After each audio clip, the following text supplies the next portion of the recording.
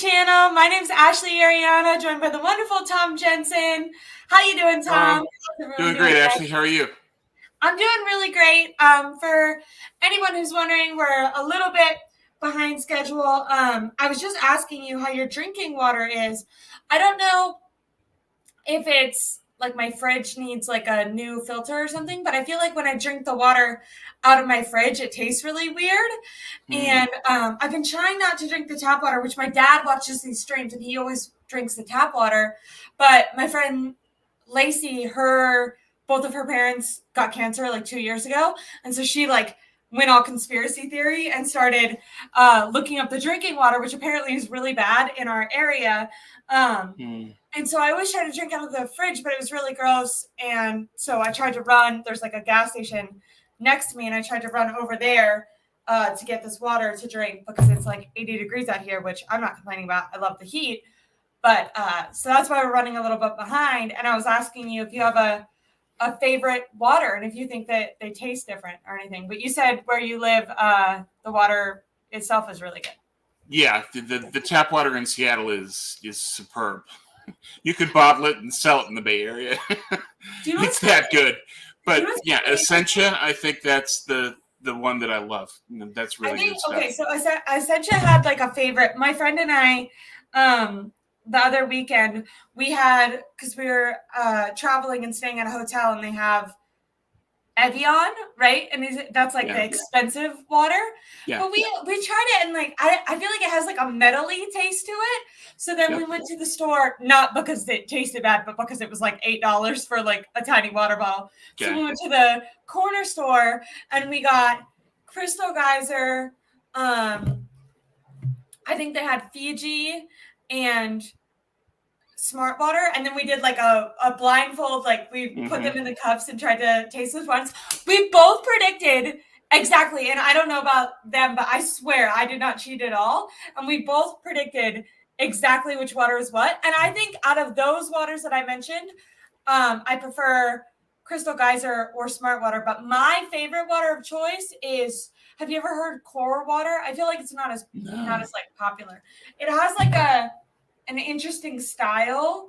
And I actually think they like don't give you as much water because it like goes in to like get but it's so good. It's like, it's like springy. Like it has like almost like a citrus vibe. That's not real, obviously, because it tastes like water and it doesn't have citrus in it. But I'm just like, the way we were like, I think certain waters like Evian and like Fiji have almost like a heaviness. And I like Core because I feel like it's like a springy water, but that's not super important. But if anyone watching has a favorite water bottle, let me know. I do know, I don't know if you follow him, but do you know Jordan Elliott? He writes for NSNBC. He's like posted clips on Twitter. I followed him forever, but his favorite water is Core Water too. I heard him talking about this a while ago, and I was like, because it's like not a popular brand, so I was really excited. Okay. I'll look for it and see if it's here, and if it's not, I'll get some on Amazon. Yeah, you have to. I'll try it out. I'll try it out. If you get it. But obviously, if your tap water is good, that's great. I believe it or not, my friend Rose, she lives over in Oakland. We were like going hiking around that area, and they had like water fountains, and she was saying the water there is actually really good. I don't know, which I thought was kind of interesting because I'm up in like the wine country area, Sonoma County, and our water sucks. I'm like, what the heck? But people didn't tune in for the water debate. Oh, see? And then my dad says, that's a problem with kids nowadays. I drank out of the Russian River and I'm fine. I agree. True. Like, I've always been an out of the faucet person. Everywhere I've lived, I've always had like mason jars and drink out of the faucet. But then, like I said, my friend got all conspiracy theory because she's worried about her parents, and my dad drives me crazy. I feel like kids will get this. He's right though. Best water I've ever had was out of a stream in Yosemite. I couldn't get enough of it. I was there for half an hour just getting water straight out of nature. It's unbelievably good. Yeah. And really cold and perfect. Water, which who knows? But my dad will get like the giant like gallon jugs of water.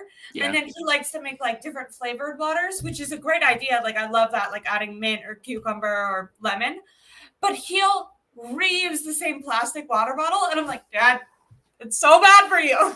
No, I get really stressed out. Defeating the purpose there. Yeah. Yeah, exactly. But anyways, lots of 49er things happen. To clear up my non-49er topics, I also I'm gonna go over to my dad soon. He bought a Ninja Creamy, and cool. He's made me chocolate ice cream and raspberry ice cream made with like healthy ingredients. So delicious. I recently made blueberry banana bread, so I'm gonna bring some of my blueberry banana bread in exchange for his ice cream, and we're gonna do a little adding them together. Sure. I wonder if it would be good. It probably wouldn't hold up because banana bread's like not hard in the way that cookies are. Yeah. But ice cream will overwhelm it, but a la mode, it could be great. Yeah. But anyway, so we'll talk about 49ers news now. I just wanted to get all that out of the way because that people really tuned in for our water discussion.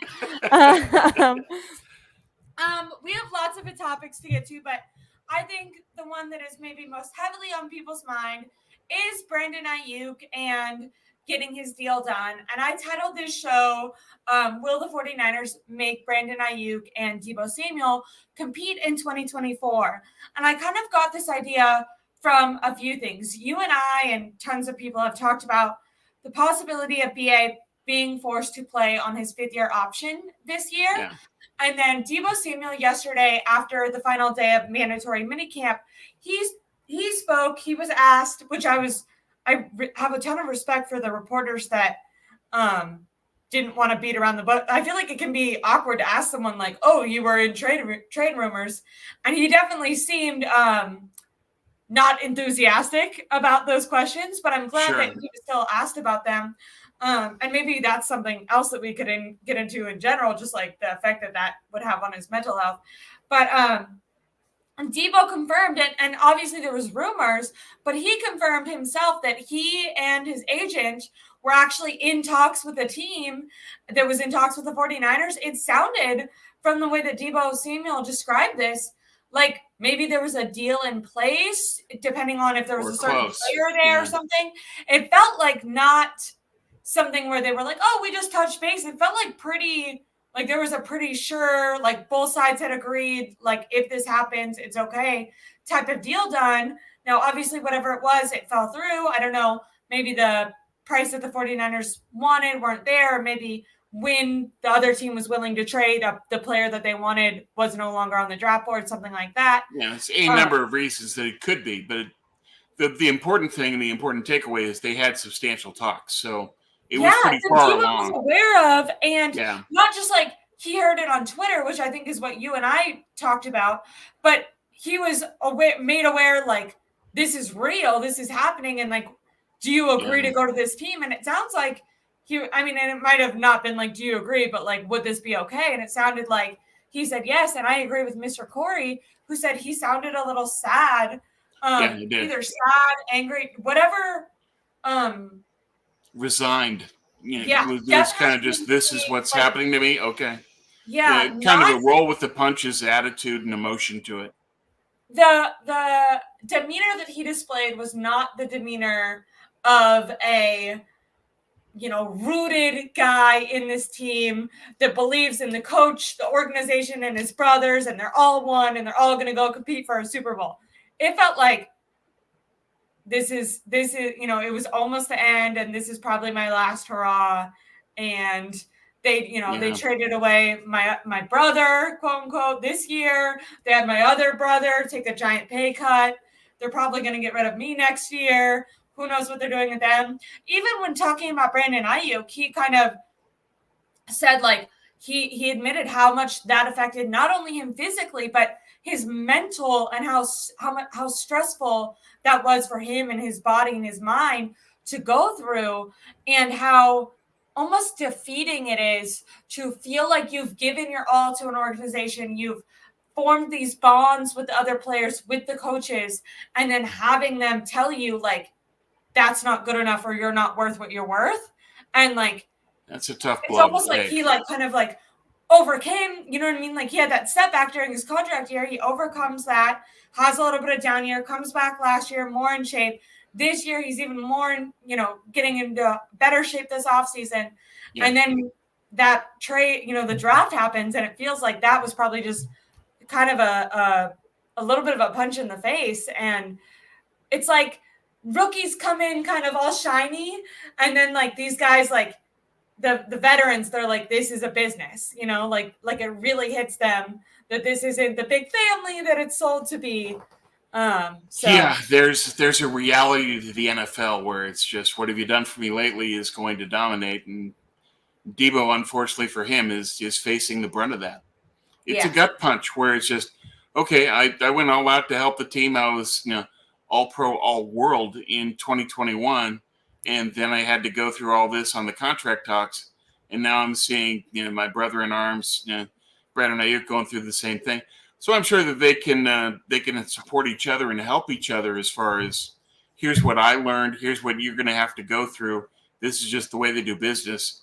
Don't take it personal. Just move forward as best you can. I would imagine that's what he's telling Brandon now, but it still doesn't make it any easier to deal with. It's a reminder that it's not a family. It's a business first and always. Well, I also wonder, like, is that bad for the team? Obviously, it's good that players are bonding together, but it's not like they're bonding together in unison with the organization. It's kind of like creating an us against them mindset. Yeah, where good point. The older core are kind of realizing they're on the outs. Because I saw the same thing when George Kittle talked last week. I was so shocked by George Kittle, who's usually such like a shucks golly type of guy, and he brought up Eric Armstead. He brought up Juice and his pay cut, and he brought up his injury and the fact that he knew he was injured around week 10 and nothing ever came up until he had surgery. And he also brought that defeated sound. He was prompted multiple times by reporters, much like he was right after the Super Bowl. But at least by now there's been time, so you would assume like the response might change. But no, he was prompted multiple times about like this team and his aspirations and his does he think that this team can win it all and win the big game. And he never uttered Kyle Shanahan's name. He said he believed in his guys and believed in their ability to win, but refused to say that they would get back to the Super Bowl or win the Super Bowl. Didn't even mutter the Super Bowl name, only said how he didn't realize how difficult it was when he was prompted about his former statement that he made the first time they lost the Super Bowl. Right. And all he talked about was basically how naive that guy was and how difficult it was to get back here. And now he's like not willing to make that statement because now he understands the weight. Well, he's learned. And luck that goes into getting there. Yeah, well, I like what I heard from George because he was humble. Yeah. He was someone that had been affected by what he went through and learned from it. And I think that that's a good thing for him, is that he's less, performative, and he's less showboaty, and he's more rooted to the cause of just, okay, this is very difficult to do. Yeah. And we're lucky that we've been able to get to the Super Bowl twice. If we're going to do it a third time, here's what I have learned and how I'm going to go about it. And I think this is a different George Kittle, and in some ways a better one, that he's not going to be as loose about it. I think he'll be more focused, and he'll be more of just the mindset of, this is what I have to get done. I know what it takes now, physically, emotionally, execution-wise, etc. And so it's a more zen George Kittle, which I think can help him. Okay, I like that outlook. Now, because I feel like this comment might bring me back to, because I went on a little tangent about George Kittle, but Mr. Corey says, I like Deebo, but I don't have any sympathy for Deebo, given the way that he went publicly demanding a trade and that silliness in the nightclub. I guess my immediate reaction to this is he himself never demanded a trade. It was a reporter. And also in the nightclub, he was not the person waving the thing or waving the sign or anything. He just went like this, which could be interpreted as, no, I don't want to come back. Or it could be interpreted as, no, knock that out. Like, I don't want to talk about my trade right now. I'm just at the nightclub. Yeah. But with that, like, obviously, I think there was a turning amongst the fans against Deebo Samuel during those contract negotiations. And this brings it back to, do you think that something similar is happening with BA right now, where I feel like he's built up a lot of good equity and fans speak really highly of him, of his character and mindset and all that. But now it seems like he, knows what he's worth. He wants what he's worth. He's holding out. He is taking the fines. I think Deebo Samuel even went to, didn't he go, but just held out on the side.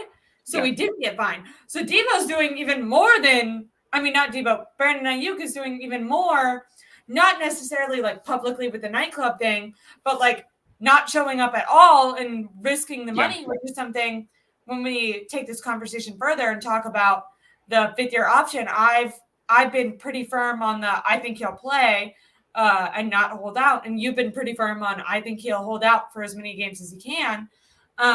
Maybe this is a little like preview into that. It seems like he is willing to risk some money. Now, we did see Nick Bosa do something similar. So maybe he's just taking after Nick Bosa. But do you think, just really quickly on the goodwill, do you think fans, are you starting to see any sort of turning against Brandon Aiyuk as this continues? And maybe if he holds out a training camp, it'll ramp up more because obviously they're still early on. Yeah, well, I think that there's a couple of things we need to take note of here. First is just, it seems to me that Aiyuk is holding firm on, I want to get paid market value. So to him, that means 27.5. The Niners are reportedly at 22. So Aiyuk won't move from his position. Then you have Lynch, and they have said, at least in terms of the negotiations, that they're not willing to go to that point. And so he's dug in. And then you have the trade rumors, and Pittsburgh, Indy are the two teams mentioned that would be interested. Pittsburgh has said point blank, and so is Indy. We're not giving a first-round pick for Brandon Aiyuk. They're dug in. So when you have all three dug in at the same time, you get to camp, and then once camp begins, the trade is kind of out the window because he needs to go to camp for the new team so he learns their system.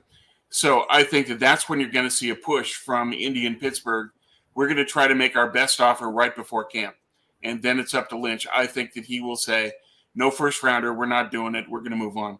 Then it's just Aiyuk versus Lynch. And I think both of them will dig in and it will default to 5th-year rollover. And then it's a question of, will Aiyuk hold out?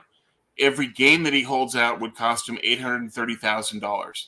He can hold out up to 11, right? Right. He can hold out up to 11. As long as he plays 6 games, then he accrues the year and he gets credit for the season. So he could do that, but that would cost him a lot of money. Yeah. I don't think that he would do that because it's, ultimately it cancels out whatever he would gain in contract negotiation. More about the principle at that point in time. Right. So I think that it's, I have always maintained that I think Aiyuk will hold out. It's just a question of how long. I think he'll hold out for the first game, and then it's maybe he's back for the 2nd, 3rd, 4th, 5th, one of those. I don't think that he would hold out for 11 because it just doesn't make financial sense. But I think that's where it's headed. And Mad Mayoko is reporting that. Most of the reporters are saying 5th-year rollover. And I think that's inevitable because Aiyuk and Lynch are going to dig in on where their position is now. I don't see any proof of the Niners being willing to move to where Brandon wants the money to be. Okay, so that brought up like 2 things for me. We'll start with just where we assume the money is at. Some people were of the opinion that Justin Jefferson's deal didn't affect Brandon Aiyuk at all. He's kind of in a league of his own, yada, yada, yada. Which I agree with that. To some extent, I agree with. But I agree that like every wide receiver, CeeDee Lamb, St. Brown, Brandon Aiyuk, I think that they all knew they weren't going to get Justin Jefferson money, but I disagree with the premise that it doesn't bump up the floor because potentially, I think some people might have thought that Jefferson was going to get 30 to 35 and like get in between there, like 30 to 33. But the fact that his just baseline is 35, to me, that might raise, okay, BA is willing to go from 25 to 30 to, hey, BA is willing to go from 27 to 30. You know what I mean? Like, though I think a team can do an effective job of saying that Justin Jefferson is a unicorn, that he's beyond the rest of the league. And what Aiyuk has basically said is he's compared his deal to Amon-Ra St. Brown. So that's 4 years, 130, where it's 24 guaranteed baseline, and then it jumps up to 36 in his final year. So I think that it's probably the baseline of what Aiyuk would want, is that he wants 27 and a half instead of 24. He wants a little bit more guaranteed money up front. He wants a little more total money in the package of the deal. So you could imagine that Aiyuk is looking at something north of 130, but not that much far north, but more. Because for him, I'm a better player than Amon-Ra St. Brown. I should be paid more. That's what it's about to him. It's not necessarily about you have to hit this financial point. It's just you have to go beyond it. And if they do that, then I think that will satisfy his ego. But that's his floor. And I think his floor is 27.5. And I think Lynch's floor is 24 to 25. I don't think that the Niners are willing to go up to that point, but we'll see. But everybody's saying it's going to go 50-year rollovers sounds increasingly likely to me, especially when Mayoko and all the other reporters are saying the same thing. That's what they're hearing from the team. That's what the team is putting out there. That's what the team expects. In prior years, with Bosa, with Deebo, you didn't hear that sort of thing, but you are hearing that with Aiyuk. I think that's an important detail. That is an important detail. But this does make me, because you wrote in your most recent article, for people who don't follow Tom, make sure to follow NinerCast on Twitter. He wrote an article just about elite wide receivers and if it's worth paying them or not, and if that affects a team's ability to win a Super Bowl, both positively or negatively. And within that, you do talk about Aiyuk wanting 27 to 27.5 million guaranteed. And when you wrote that, I was like, I'm confused. I feel like the Niners should be willing to pay that. Like, I thought that maybe he was wanting 30 and that they were like, no, that's too much. But 27, I think like a lot of fans, when they hear that sounds like a large number, but I'm blanking on who it was. I think it was an interview that was on Rich Eisen, and they actually compared cap numbers years ago to the $30 million that wide receivers are getting paid now. And the percentage of the cap that it's taking up is still very similar. So it's not like all of a sudden wide receivers are taking up more of the allotted space than they used to. It just happens to be what the salary cap is increasing. And later on, when we talk about Christian McCaffrey, I think that will be important too, because like the cap is projected to continue to go up. So that is just an important, in my opinion, note. I think some people might feel like, oh, well, like these players are being greedy and trying to take up more space. No, $30 million is equivalent to about 12% of the cap, which is what elite wide receivers were making even 20 years ago when they were making 14, but just the general cap was a lot lower. The pie is getting bigger, but the percentage is the same. So what's the big deal? You should still be able to budget for that. But it is disappointing because I think that Aiyuk is correct and not being unreasonable in saying my market value is 27.5.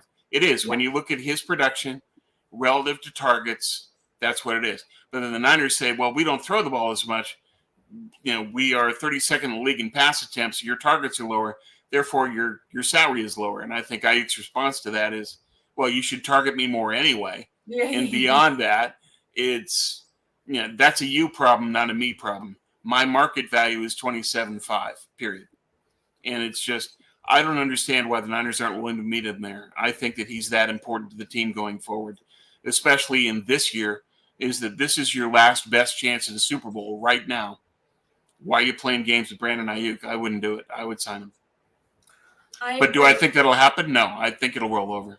And a big reason that you think that won't happen, besides coming to your own conclusion, we've hinted at it a little bit, but Mike Silver, who is known to be connected with the team. Now, I do want to say he did have their first round draft pick completely wrong and apparently announced that both to the media and tweeted about it and was very wrong about it. So just because people have, and I'm not questioning that he doesn't have sources, but anyways, I'm just saying that people can be connected to the team and still be wrong sometimes. However, he did put it out there. Hey, it's possible that they make Brandon Aiyuk play on his 5th-year option. And he kind of tied it into Deebo Samuel and how Deebo has came into training camp, made himself more of a leader within the wide receiver room, showed up in shape, and is really kind of showing off. And then we reflect to 2021, which was Deebo's last contract year, and we consider that he, as we just said, went from his press conference, knows that this is pretty much a contract year. It would be kind of interesting to see both Deebo Samuel and Brandon Aiyuk in like a fight to, if they're willing to pay one wide receiver, not both. I think most people, the way that their contracts are set up, if you wanted to do that right now, you'd have to move off of Brandon Aiyuk because his contract is the most easily movable. However, I'm of the opinion now that the draft's over and you lay it out that potentially there could be some future assets that he could be traded for, as long as maybe you get a good player in return or something. I think that the 49ers would be nuts and the PR nightmare would be too bad to move off of BA post-draft happening. So I'm of the opinion that BA is either going to play on the 5th-year option or he's going to get paid. So it would be pretty interesting to see both Deebo and Aiyuk in a contract year. And I saw you say if you had to choose next year, Deebo Samuel's contract is easy to move off of. And then you could extend Brandon Aiyuk, or you could extend him now, but make his this year cap hit lower and move off of Deebo next year. Do you think there's a possibility where they pay BA and then Deebo balls out this year and they're put in a horrible predicament? Or do you think maybe that's good because that just increases? I think you said that you thought he could get anywhere from a 2nd to a 4th rounder, depending on if it was a future. Yeah, depending on how he plays and what his role would be with the new team. But yeah, if Deebo balled out, then he makes himself more valuable in trade, and I think that's a good thing. But I don't see any future where they're paying both of them long term and keeping them. You can't have Deebo making what he does and Aiyuk getting 27 or more. You can't do both. And clearly with the draft, they've planned for only having one of them. And it makes the most sense, given the skill sets of the players they drafted, that they keep Aiyuk. But whether they do or not, we'll see. But I think that they have to determine what can we truly get for either one of these guys. And it's possible that one of them gets dealt. But I think that the opening of camp is going to be the deadline. That's when Pittsburgh and Indy are going to make their best offer.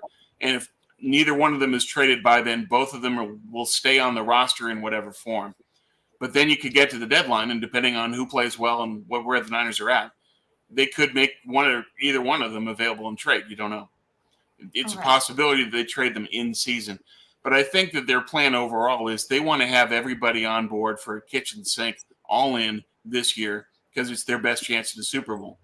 Yeah. But I don't think that that's going to lead to them paying Aiyuk, even though, in my opinion, they should. I think it'll be 5th-year rollover. And then it's a question of what does Aiyuk do?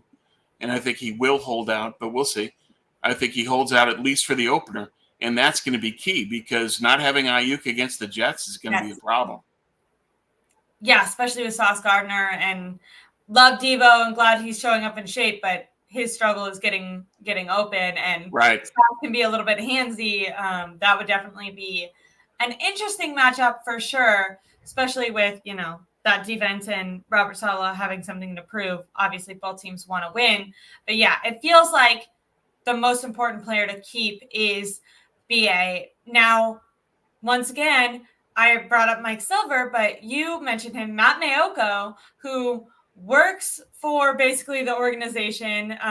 He works for like a branch of NBC Sports Bay Area, which has a television deal with the Niners. So it's kind of in-house, but not.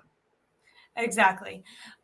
So he, about 3 days ago, went on his podcast, 49ers Talk, and really emphasized that fans might want to brace themselves for BA being a little bit disgruntled and being forced to play on that 5th-year option. Then today he doubled after because I think he said this after day 1 of mandatory minicamp, and then after the ending of minicamp, now there's going to be a break until training camp, and I think people have been discussing, okay, it's post June 1st now. They've had all this money freed up. They're probably going to get a deal done, before training camp, whether it's at some point during these 40 days or just the first day of training camp, which we've seen them do before. Now, Matt Maiocco went on his podcast and said, or not on his podcast, but on KMBR today, and said, actually, I'm still really thinking that BA might have to play on that 5th-year option. He basically said the 49ers paid Juwan Jennings. They paid Chris McCaffrey. They drafted a wide receiver. They're already paying Deebo Samuel. They have tons of good players, and eventually you run out of money, is what Matt Maiocco said, and suggested that BA would have to play on his 5th-year option. Do you think that option is more credible now that Matt Maiocco has kind of doubled down behind it? Well, I think it's more credible that that's the Niner position and that they're negotiating in public through him as kind of the unofficial mouthpiece of the Niners. And so Aiyuk gets that message loud and clear that we're not going up to 27-5. If you want to compromise between 22 and 27, we're game. If you want 27-5 or forget it, well, forget it. You're going to get the 5th-year rollover. But I think that Aiyuk can then say, I've still got cards to play. I'm not playing against the Jets. And I don't think the Niners are prepared for that. I don't think that they understand that. Aiyuk is going to get emotional, as Deebo did, that if you say, well, we can't meet your price, so we're just going to pay you $14 million in a rollover instead, I'd be pretty upset. And I think that Aiyuk will too. That doesn't mean that I think he's going to hold out for all 11 weeks. I'm just pointing out that's what he could do. But I think what he will do is at least hold out for 1 and possibly longer. That's just such a scary thing to think about, especially when we think, if this is the all-in year that they're saying it is, why would you want to put one of your star weapons in not only because we've seen BA just yesterday, he posted on his IG story him running routes and having the ball thrown to him in someone's backyard, and he captioned it OTAs day 5 or whatever. But yeah, even if he's training decently, which I think could be, just because you're training outside doesn't mean you're actually getting the same football work you would be if you're with the team. But even if physically you're doing okay, the mental stress of going back and forth, his long-term girlfriend, mother to his child, went on TikTok a week ago and said that this has been the most stressful time of their lives. Right. Talked about how she had to drop out of school for a little while to take care of them. Ooh. And just how hard it is on them. And she wasn't talking about BA specifically. She even said I don't want to answer questions. We don't know what's happening with him. Yeah, I don't blame her. She shouldn't talk. But she was saying, I'm just saying from a personal perspective, this has been extremely hard on us, not knowing where we're going to be, what's happening. Should he train hard? Is he going to get hurt? All these things. And it's I don't understand. Bottom line is they need to keep BA happy and wanting to stay. I don't understand why you would want to put this emotional toll. When you think of stress, that tightens up your body. That makes you more susceptible to injury. And both Deebo Samuel and Nick Bosa came out of their horrible contract negotiation off seasons and had down years, and both attribute it to how hard that was on them, and it affecting not just their ability to practice with the team, but their mental state and ability to go 100% on their own. And I just think, well, and in Bosa's case is that he's famous for getting in great shape working on his own. He was in great physical shape, but there's a difference between that and football shape. In football shape, where you're taking hits and you're accustomed to it, is a different thing. You build up your mind and your body to play the game. Yeah. And Bosa not having that hurt him last year. And Deebo didn't respond well to that stress either. And I don't imagine that BA would either. And I agree with your dad. The bottom line should be keeping BA happy and locking him up. That's why I would do that. But it doesn't appear that they're willing, especially when Mayoko keeps saying fifth-year rollover. That's where the team is. That's where they're digging in. Yeah, it would be surprising to me if the team finally says right before camp ends, okay, we're going to give Brandon what he wants. I hope they do that, but I'd be really surprised if they do. It just seems dumb to waste this final year. Everyone's spoken so much about this core and taking advantage of the veterans that they have now. They already have one of the oldest rosters in the NFL. They've tried to keep as many guys together as possible. We're going to get into it more when we talk about Christian McCaffrey, but they have freed up about about $32 million. Right. So they have the assets to pay Brandon Aiyuk. If I'm the 49ers and it really is a hang-up, I mean, I think it's ridiculous if they think that they're going to get BA for 22. But if it's just a couple $1 million a year discrepancy, in my opinion, if you're the 49ers, wouldn't you be willing to, if you thought it was going to guarantee or strengthen your ability to win the Super Bowl, to go out and get a guy for $3 million? Can't you think of it like that? I don't understand why they would. Yeah, from a fan perspective, there's no justification. It's just you saying your best chance to win a Super Bowl is to pay Brandon Aiyuk, period, end of story. And there's nothing you can argue different. And if Aiyuk got his money, he'd be happy, he'd be motivated, just like Christian is now. You would optimize your chances to get back to the Super Bowl and win it. So from a fan view, yeah, it's a no-brainer. You pay Brandon Aiyuk. But from a team view, we've got all these cap aspects that we have to deal with. We've got all these different layers. We have to pay Brock Purdy a lot of money down the road. We have to figure out how all these pieces fit together. And apparently it doesn't fit unless Aiyuk gets 22, not 27. And so there's $5 million upsets the apple cart that much. I have a hard time buying that. I don't. But again, this is where they're at. This is their mindset. Mayoko has made that clear. Their actions have made that clear. They're not willing to meet Aiyuk at 27.5, but Aiyuk is perfectly justified in saying that's my market value. It is. You look at all the other contracts, that's his value. Yeah. And you can say, well, gee, but your value with us is less because less targets. And he's saying, no, that has nothing to do with me. That has everything to do with you. So, yeah. I'm with you. I share your frustration, and you just kind of throw your hands up and say, what are you doing? What's this about? Where's your quest for 6 mindset now? This is your best chance at a Super Bowl, and you're playing over $5 million. What for? Isn't a championship worth $5 million? Yeah, it is. Yeah, that's what I'm saying. Pay him. But they won't. I find it frustrating. I think I respect. It seems like the Vikings they were probably freeing up a lot of money post June 1st, and it feels like they had a deal basically set out and done, everything but signed. And then that next morning, bright and early, they signed Justin Jefferson. And that was really what I was hoping with the 49ers, especially after if we take it all the way back to earlier this offseason in Orlando, John Lynch saying that he had learned from the past and that he did want to prioritize getting these deals done earlier. To me, it's just frustrating. So much for that. To not have, that didn't happen. Yeah, and the other thing with the $32 million, remember that they always like to have money in reserve to either roll over into next year and use that as cap room for the following year, or they want to have that cap room available for the trade deadline.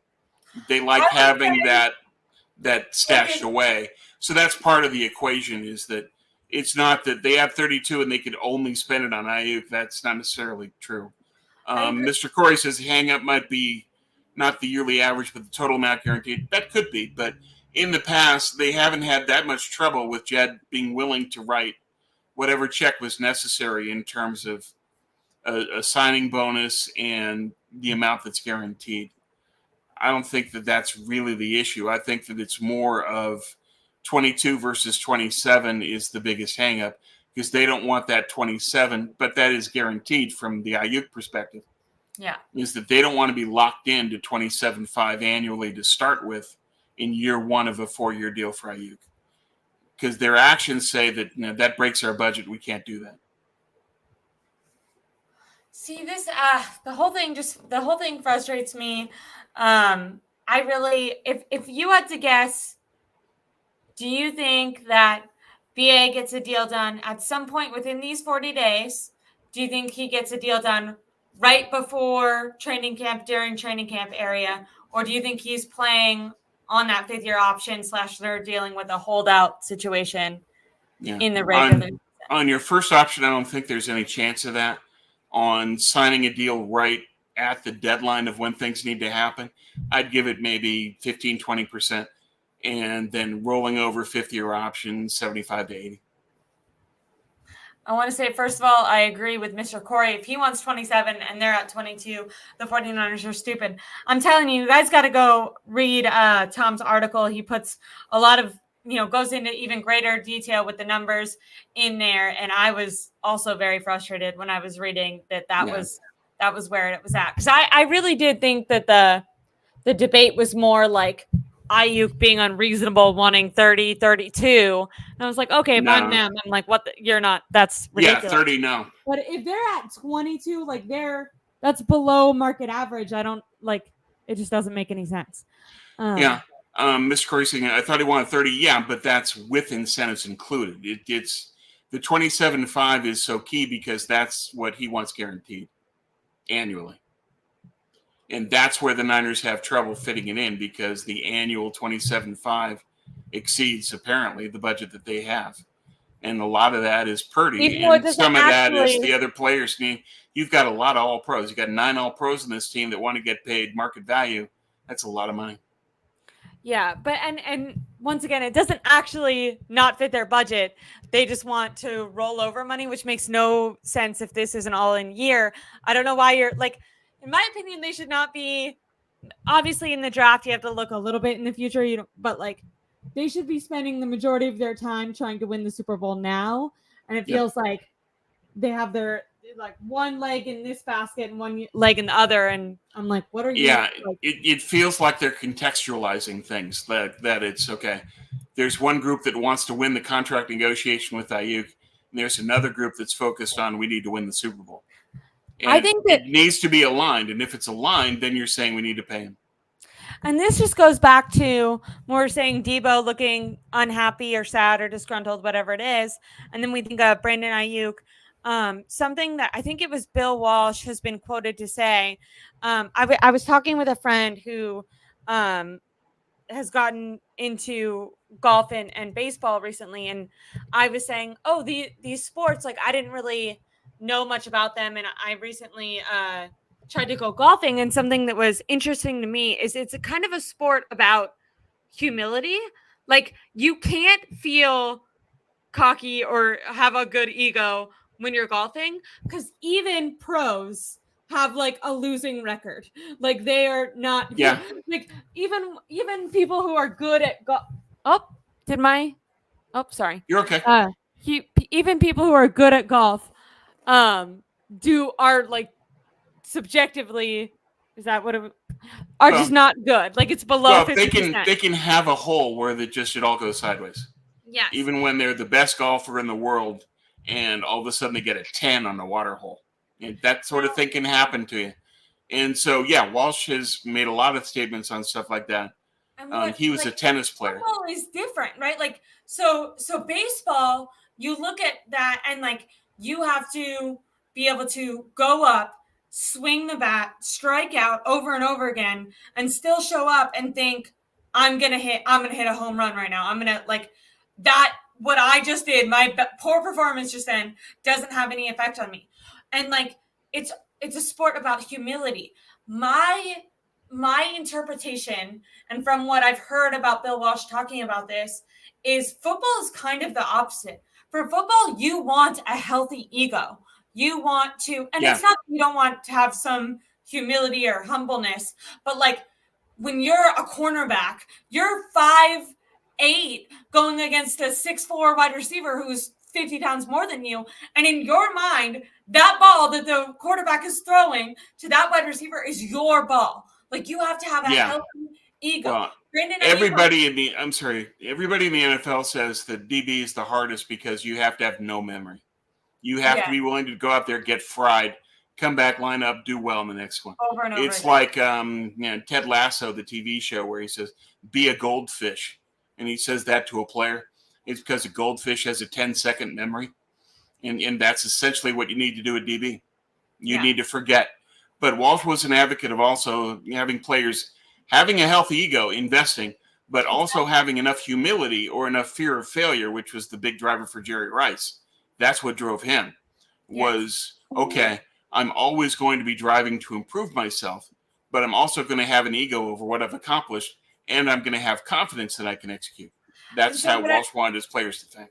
My connection to BA is like, it feels like when you're talking about the 49ers are obsessed with winning the deal, right? Like the front office wants to win the deal. And to me, what I can't understand is the front, like how the Vikings feel about Justin Jefferson, which maybe is a bad example because he is really a unicorn, but they could have written him a check for $40 million a year. And that would have been them winning the deal, because winning the deal is getting Justin Jefferson on your team. Like the prize is keeping the player on your team. The money, the $2, $3, $4 million difference, that shouldn't be winning the deal. And if you want to feel valued, if you want a healthy ego, if you want to feel like this team wants me and I want to play for this team because they believe in me, they know my value, they know what I'm worth.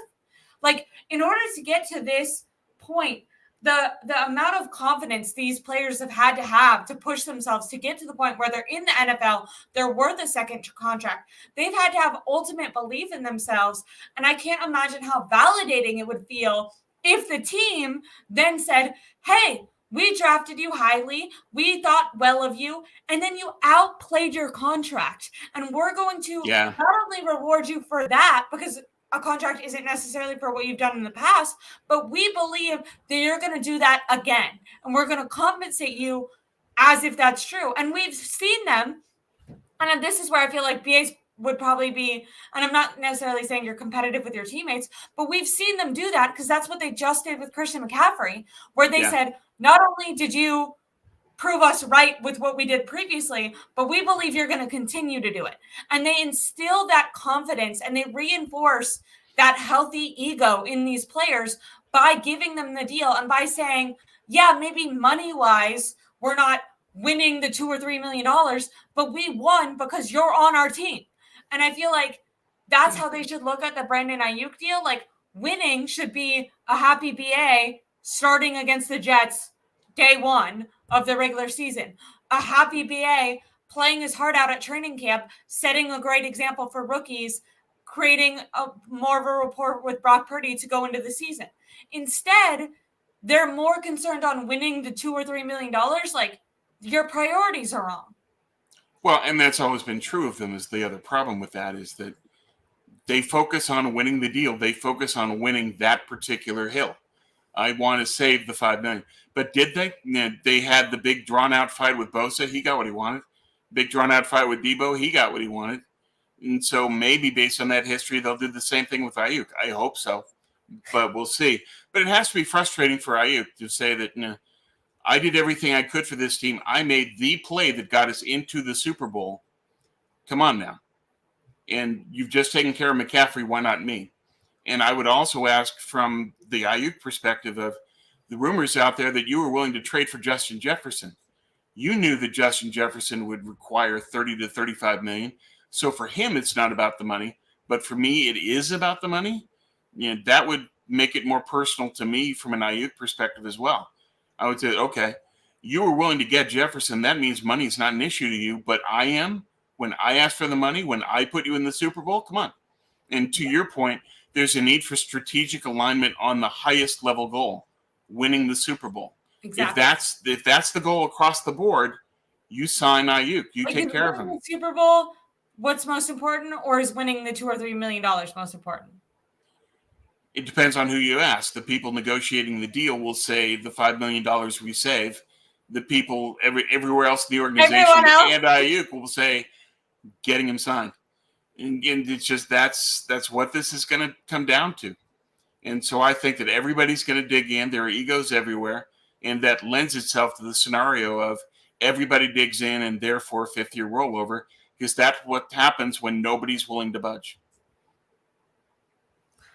Well, that's very frustrating, but let's switch topics because You said so. You're more. You said what was your percentage on it getting done right as training camp is starting versus not? I said like 15 to 20% that it might get done at the very end when camp starts, or near it, or just after it starts, and then 80% 5-year rollover. Okay, I want to say, I think right now I'm on 60%. They're going to get it done, but like right before training camp / day one of training camp. 40%, it's going to be a 5th-year option type of thing, which, to be honest, is I know that's different percentiles than you, but I was like very confident, before. So that for me is a big drop off. Someone who they did value and who did hold out for 1 second, and then I guess that shocked the 49ers enough to jump into gear, was Christian McCaffrey. He just got a ginormous deal for him, another 2 years added on to the contract he already had, and then along with some guaranteed money. For me, it made sense that he would want the money that he already was, owed to be guaranteed. But I was not anticipating that the 49ers were then going to add years on his deal, making his year 30 or age 30, age 31 expensive years for Christian McCaffrey to be a 49er. How did you feel when you saw that deal? And do you think it even has any tie into BA? I don't necessarily. I think it's independent of BA, but I think that BA is going to look at it and say, you did that for him, why not for me? Yeah. I'm also contributing to the team. So emotionally, I think there's a tie. Financially, I don't. They had the money regardless. They had the cap room. So for McCaffrey, I think that it's a move that says, okay, all in this year, we know that we're going to need CMC to be at his absolute best, all out motivated for this year if we're going to be able to get back to the Super Bowl. And they saw that as a need, and they got that done. But then to give him deals 30 and 31 is a huge risk. But they do have the buyout option where it's after 2 years they can pay him 8.5, get out of the deal. So they can monitor how he's doing and if he falls apart. Now, if he's falling off a cliff, then what? Explain that last part. I don't totally understand. There's a clause in the deal that after 2 years they can pay him a buyout of $8.5 million, and the contract's done. Okay, I like that. That's why the details are important. Right. And so if he falls off a cliff, they've got a get out of jail free card. Well, a get out of jail for $8.5 million card, and do that. But yeah, we'll see. I'm worried about what happens to him long term because of the touches that he has and the body type that he has. And you can point to Frank Gore and say, look how he did after his 30s. Yeah, but Frank Gore is a fire hydrant. He was able to take those kind of hits and keep going. And Christian doesn't have that body type. He's not going to hold up the same way Gore did. I had people in my comment section, because I went live right after the deal, saying, "Oh, well, like look at Derrick Henry, and I was like, I feel like they're built very differently." That was my response to that too. Yeah, and the touches too. Like wide receiver element, so he takes a lot of hits as a running back, but Christian McCaffrey takes other, like, his body also needs to be more agile and a little bit thinned out because he's also used as a wide receiver. It's kind of. But your primary value of using Christian McCaffrey is as a running back. That's how a defense reacts. His value, especially to Kyle, is forcing the defense to focus on him. How do we stop Christian McCaffrey? That's part of the reason that he was extended, is that Kyle wants to have him there in that role of the defense saying, we've got to stop CMC first. He wants to have that. That's something that Kyle is depending on for his game plan to work. And I think that fed into why he did what he did. And that gets back to the danger of having an offensive coordinator who's also your true GM. Did you see that all factors into that? Did you see, Kyle, he was asked about Christian McCaffrey's touches, and he was like, his response was insane. I wished so much that, and I bet they have this now, but I wanted like a transcript, because he was like, Christian McCaffrey isn't just a good football player because of his ability, but because of his mindset, which I understood the point. Yeah, that's true. And then he was like, he's going to be a good football player until he decides not to be. And I was like, well, even if you have the right mindset, like sometimes your body breaks down, and that's like you can't control that. You know what I mean? Like I don't know, like I understood the sentiment, but I was like, just because what about reality? Mentally doesn't mean you can be like, no arm, don't be broken. You know, like that's not how that works. Yeah, you can't will your way out of injury. Injury's going to hit. I understand what Kyle meant was like he's going to do everything within his power to continue to be healthy, whether that's maybe not, asking to stay in as much or training as much as he possibly can, rehabbing as much. Like I understood Kyle's point, but I was like the way that he articulated it, I was like, you can't just like mind matter injury. Also, we're talking about Christian McCaffrey, who I assume you feel like has always had this mindset. And he literally did suffer with injury. Like this is not. Yeah. The mindset is the same, and he got hurt and long hurt, out for the year hurt. Exactly. So that's an issue. I wanted to pull this up. Josh Dubow, who writes on the NFL for AP, said this, and great tweet. Christian McCaffrey is the 9th player in the last 20 years with 1,900 touches or more in the regular season and the playoffs before turning 28. Here's how many 1,000-yard seasons from scrimmage the others have had after turning 28. No. Adrian Peterson, 3. Steven Jackson, 2. Marshawn Lynch, 2. LaShawn McCoy, 1. 4 players of the 9 who had 1,000 yards from scrimmage, run and pass. And so that tells you that's the cliff. And there's one guy. There's one unicorn in that group, Adrian Peterson. Even somebody as great and as powerful as Marshawn, he only had 2. I don't work with Adrian Peterson. Am I making that up? He did, right? I'm not sure. He may have at one point in time, but AP wasn't a player for Kyle, though. So, we'll see. But I don't know. But regardless, the point is the history says ain't going to work. And therefore, we'll see. But that's why they have the buyout. And then my concern is just that given the amount of touches, he's going to break down. And he doesn't have the body type like Frank Gore to just keep going after 30.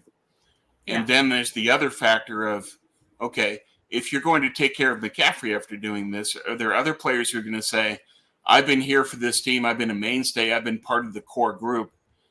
I want to keep going. Keep paying me like you did McCaffrey. And so Trent Williams is going to say, okay, where's my McCaffrey extension? George Kittle, Fred Warner, all of them are going to say, pay me too. And they're going to have a case where they can say, look at the role, look at the importance that I have to this team. You got to extend me too. And that gets very expensive. And then you have the additional problem of 38-year-old Trent Williams is blocking in front of 30-year-old Christian McCaffrey. How's that going to work? Like they're already one of the older teams in the NFL. Weren't you and I giggled together on Twitter when we were reacting to Kyle Shanahan? He was asked about Charvarius Ward, who I enjoy, but the question was basically about Charvarius Ward being injured and then about extending him. And Kyle Shanahan was like, oh, yes, I definitely want to extend him. And it's just like, that is such a stereotypical 49ers thing at this point. Well, that's such a default Kyle thing to say, is that I want everybody, and the hell with the salary cap and the hell with injuries. And you got to deal with these realities. These realities are realities for a reason. These guys hit a certain age, and your body can only take so much. And I think that that's going to be an issue with all of them. But if all these players are still contributing in the way that they did last year, chances are they'll be extended. And that'll be true for Trent, Kittle, Fred. And it wasn't for Eric Armstead. He fell off. But unless you have a fall off like that, chances are you're going to be extended. I agree, and I do want to say they are amazing at what we do.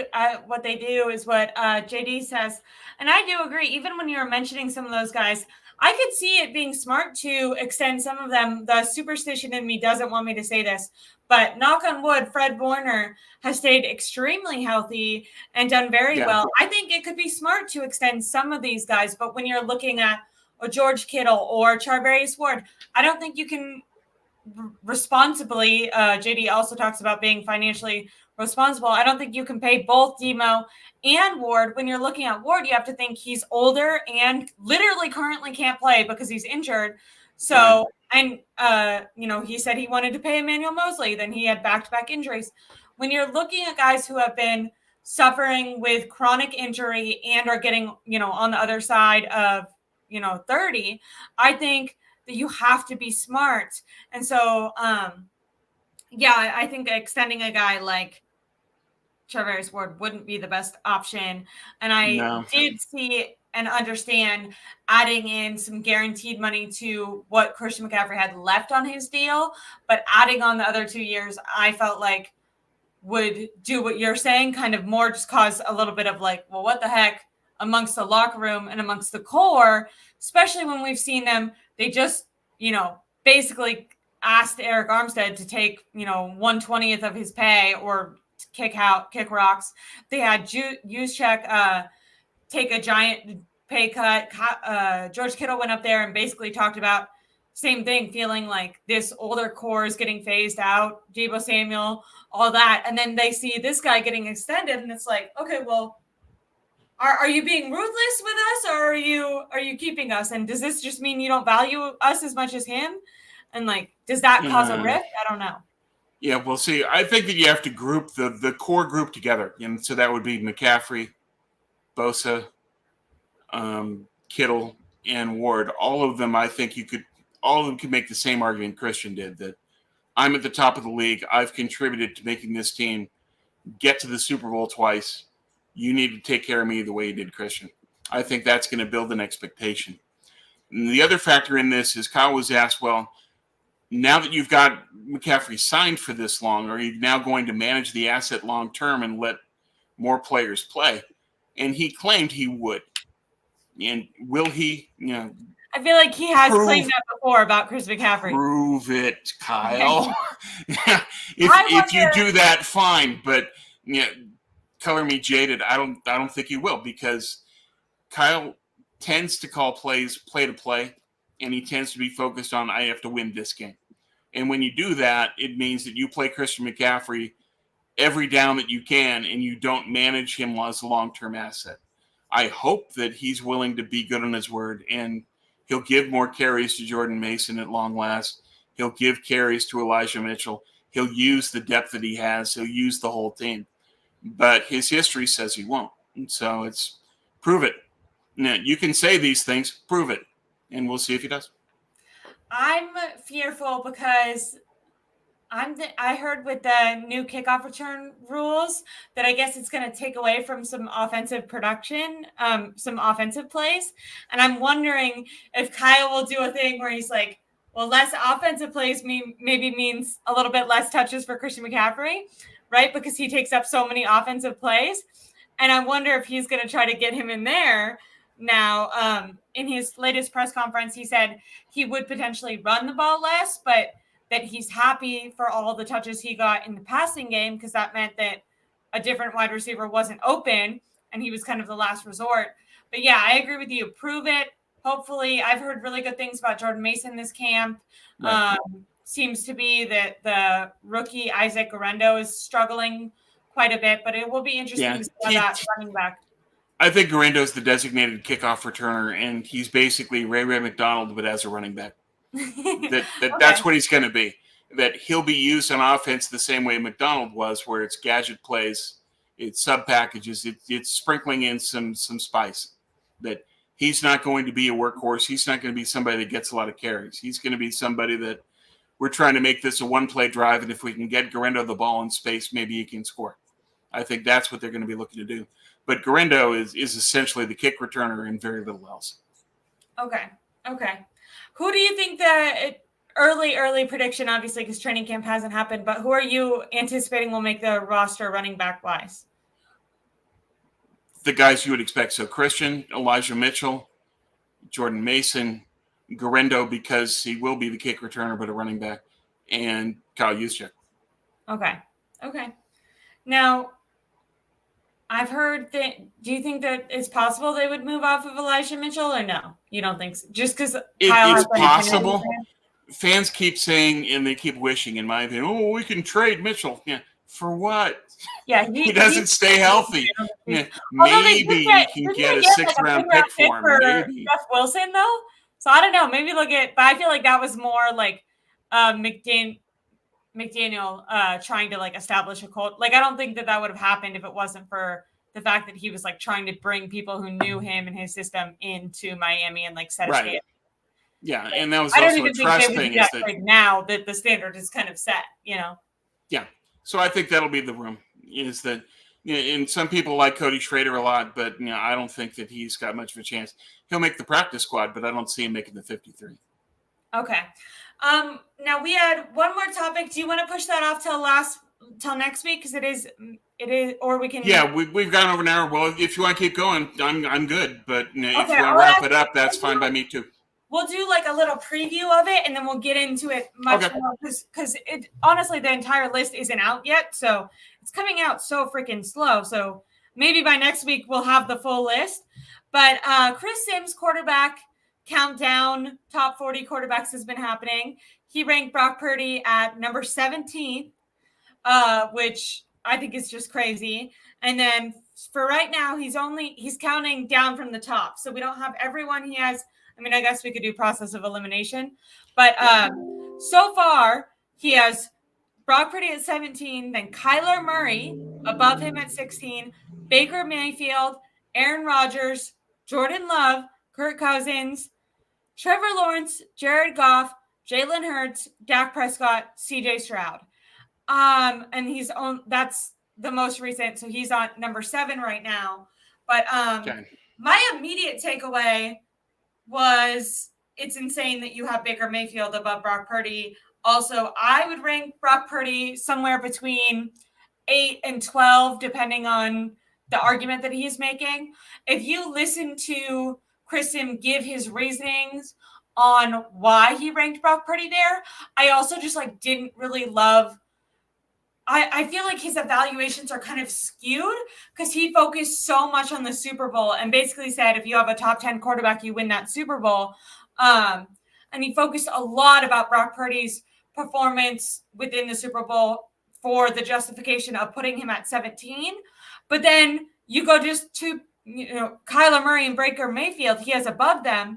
And when he was ranking them, he talks about their career as a whole. And I'm like, okay, well, are you judging Brock Purdy based on the Super Bowl or on his career? Yeah. Which one is it? Pick one.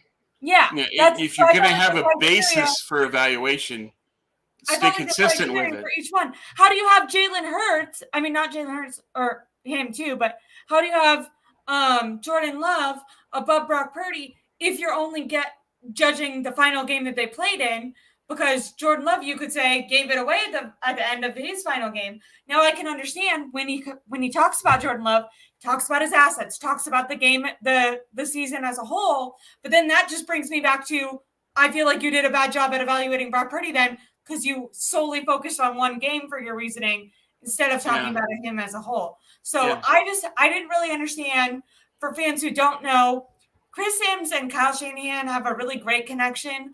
I don't know if it was something where maybe by putting shifting a little bit of that blame of the Super Bowl onto Brock Purdy, maybe he feels like he's relieving some pressure off of, because Kyle Shanahan, for the first time, he's had a lot of late postseason losses, not only the previous Super Bowl loss with Jimmy, but other NFC Championship games. Kyle Shanahan has evaded a lot of criticism, and I feel like this year was maybe the first time that nationally it felt like there was some critique of Kyle specifically. And so maybe this is just his friend kind of shifting blame a little. What was your takeaway when you just saw the headline of Brock Purdy at 17? Well, first is, what's your justification? How are you getting there? Is this based on career one game? Is this based on how they're going to do next year? I mean, you need to find out all those things of just how you arriving at this. Yeah. What's your process? Like people have like Caleb Williams ahead, and I'm like, he hasn't played one down NFL. Kind of hard to do that. I mean, you can project Caleb, Jaden Daniels ahead if you want to, but it's kind of hard to make that argument. The criteria I would leave rookies out of this for now. Right? Yeah. But 17. I'm Brock Purdy, but then I'm putting, Trevor Lawrence, Brock Purdy for the Super Bowl, but then I'm putting Trevor Lawrence up there, and it's like, well, Trevor Lawrence hasn't even been to a Super Bowl. So, like, what is your criteria? Yeah, it's just, so his process is flawed. It's not consistent. You have to apply the same process to everybody to make this fair. He's not. Is he deflecting blame from Kyle? Yeah, you can say that, and that's why he's focused so much in the Super Bowl. Well, gee, Brock didn't do it in the Super Bowl. Yeah, because he had unblocked rushers 9 times. Who's that on? Kyle Shanahan. See, I need you on the podcast. It's just, come on, dude. Who are you kidding? Who are you kidding? Yeah. And so it's just, Kyle is the one who hasn't invested in the offensive line in free agency or the draft outside of Trent Williams. Kyle is the one that didn't adjust. Kyle is the one that didn't learn from Baltimore. I'm sorry. Go ahead, Ashley. I freaked out because I forgot that I haven't talked to you. What was your reaction to Chris Forster saying that they don't need to draft high offensive linemen and that they can develop and make do with later on picks? I know that we're side topicing it, but I didn't talk to you last week, and I feel like when I heard that, especially after how much focus we had on the offensive line this we've talked about it a lot. With this being such a great draft, it was shocking to me that they didn't prioritize that. And then for Chris Forster to come out and basically say, like, I'm totally fine with it, especially in contrast to you've heard Chris Kocurek often say that he pounds the table for high guys and he pounds the table for them to make trades, even though he's considered one of the best defensive line coaches in the league. He's still like, but like, if I have the option of developing a guy who has a ceiling here versus developing a guy who has a ceiling up here, I'm obviously going to at least try to advocate for the higher player, whether or not I get it or not. Sure. So I didn't know when you were listening to that, I bet you were. I agree completely with what Mr. Corey is saying here, company man. It's just, what do you expect Chris Forster to say to that question? What's he going to say? That blasted Kyle Shanahan. He never invests in free agency in the offensive line. He never drafts. We just had the best offensive line draft in 20 years, and he didn't do jack except for pruning. He can't say any of that. He's on a bus to Fresno. That ain't going to happen. So, of course, he's going to say what he did because he had to. That's not a question you ask to Chris Forster. That's a question for Kyle Shanahan. That's not for Forster. Forster said what he did because he had to. Now, it might be that he agrees with it, but that's how it's going to be perceived regardless, is that he doesn't have a choice. He's boxed in by the question. He can't say. Even if he disagreed, he couldn't say. Yeah, and so it's an inappropriate question is my main takeaway from that. But beyond that, do not draw any conclusions from Chris Forster saying, well, I'm fine with it. No, he's not. How could he? You're being handed table scraps and told, okay, get this offensive line to take us to the Super Bowl. It's just, he's got a magic wand. Just come on. There's no way that Chris Forster can honestly believe that he's fine with what he gets. Yeah. No, I wouldn't. And a really competitive guy that coaches as hard as he does, I'm sure he has the utmost faith in his players and in himself. But there's got to be times now and then where he's got to be saying, gee, if I just had a first-round pick again, that would be nice. Yeah. Especially, he even kind of tiptoed into saying that, right? Because he said, like, you have to have a Trent Williams. Like, you can get away with it a little, which I would argue that you can't get away with it and that they would have a Super Bowl if they weren't trying to get away with it. Yeah. But he was like, if he was being a company man, he was like, I can make do, but you have to at least have one good one. And to me, even him saying that, I'm like, they don't have a guy who's going to replace him. And he's going to be, is he 36? He's going to be old as hell. No, not old as hell in life, but for a football player. But for a football player, yeah. And Trent has dropped some heavy hints that he's just fine with continuing to play. And I think that Kyle will be just fine with continuing to pay him. Yeah, because it's a crutch. You can say, well, I've got Trent Williams. I don't have to pay anybody else. I got Trent. Is it fair? It's the perfect shield for Kyle Shanahan to say that, how dare you say I don't invest in my offensive line? How much are we paying Trent Williams? Is it burning me at the stake material? Is it burning me at the stake material for me to say that I feel like Trent Williams so slowly, like I mean this with so much hesitancy, but is dropping off a little bit for himself?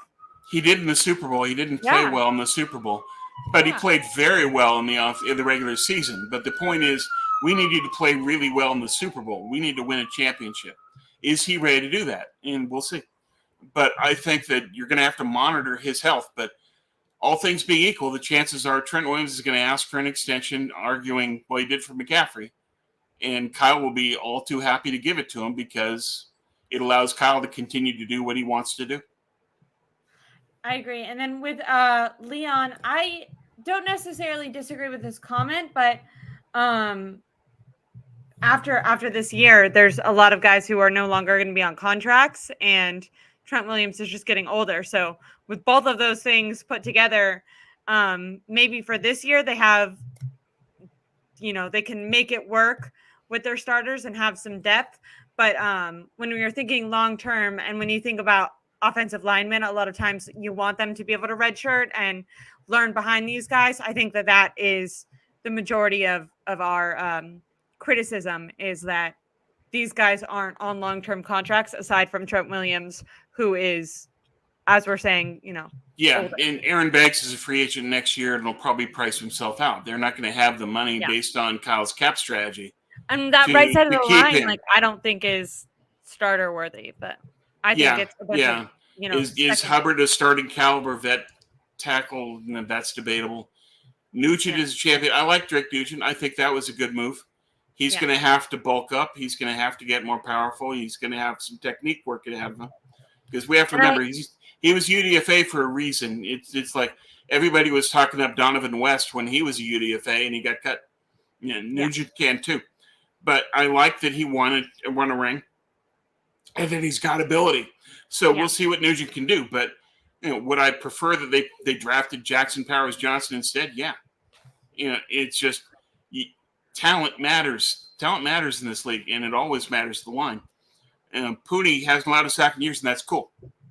Very versatile lineman, great player, but he's probably going to have to plug in at left guard to replace Banks because Banks will leave for more money. And so where are you now? You're back at square one. You've got a promising left guard, a Hall of Fame left tackle, and three guys on the right side. They're just kind of, we'll see. Yeah. Back really quickly to end this out. Next week when we talk, we're going to talk more about the rest of the quarterbacks the QB list has ahead of Brock Purdy, and I'm sure we'll have a lot more than that just to talk about. But yeah, I just wanted to get your immediate reaction, because when I saw that, I thought that was pretty ridiculous. It is hard, I will say, not to throw him a bone, but I do think quarterback rankings in general is hard, because you're each player has such a different surrounding cast and just team and coach and all that. However, what I like to do, and I don't know if you agree with this, but maybe next week I'll bring in where I have Brock Purdy ranked specifically. I've done that before, and I think I had him at 12, but that was last year, and there's been a year since then. But what I like to do is take the quarterbacks and how I think they would perform in Kyle Shanahan's offense with the weapons that they have right now. All right. I don't know. How do you do it? I'm not saying that's right, but I'm saying that's I just break down how do you succeed and then say that, where is their talent level compared to everybody else? Okay. So how are you at this throw? How are you at this skill? How are you at coming back? How are you? I call it the Montana intangibles, where it's cool under pressure, good feet, can move the pocket and make an accurate throw. Can you do all those things? Purdy can. And I think that's an important aspect in winning. And it's an underrated aspect of what made Joe successful. So I look at all those and just say that, okay, let's break this down in everything a quarterback has to do and then compare their talent level and see what they've done. And I think that for Chris Sims to focus just on the Super Bowl is a disservice to Brock. And I think that what we're going to see this year from Brock, now that he's had his first full off season to work on his body and his game, we're going to see a different Brock Purdy and a better one. And I think that he's going to be a key part of the team going forward this year. I wish BA was there to work with him. That would help, wouldn't it? Yeah. I wish the 49ers felt like that.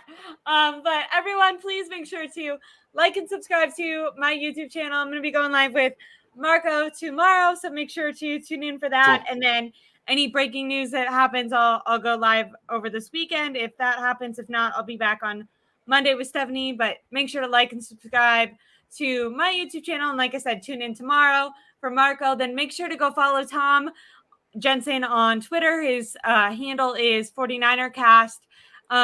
When we're talking about Brock Purdy, Tom put out an excellent article that we didn't get to because our BA discussion went pretty long, but just discussing do you think that the 49ers can win a ring paying Brock Purdy what they are projected to pay him? And is paying any quarterback that money smart if they're not, Patrick Mahomes, top 5 level elite? I really liked the format that he did that article in. I know that you took some inspiration for that, but I thought it was really well done. Also, a lot of our wide receiver discussion came from another article in the same vein, just about how much wide receivers are being, elite wide receivers are costing right now, and whether or not teams can win championships paying one guy that much. So 2 really interesting articles that he just put out in the last couple of days. And then I know you have one coming, so make sure to follow Tom on Twitter, Fan Nation, I think it still is. Yeah. And his articles are on there, and they give me a lot of inspiration for our streams. Cool. Okay. Thanks you guys so much. Enjoy your weekend. Make sure to get some water, because like I said, I have so many. And then hopefully Tom will try core water this week, and we'll report back to you. That's what you guys really tuned in for, not for the pretty. Yeah, the water stuff was the important stuff. Bye, guys. Thank you guys so much. Take care. Have a good one. Bye. I feel like at the buzzer, we always get good comments. QB necessary, wide receiver need to be RBs. Yeah, I think that we're still live. JD is saying that an error. Wide receivers need to be running backs would be in how much you pay them. I think that's what JD is saying. Again, my bad, but I'm glad that we got that last comment in there for JD.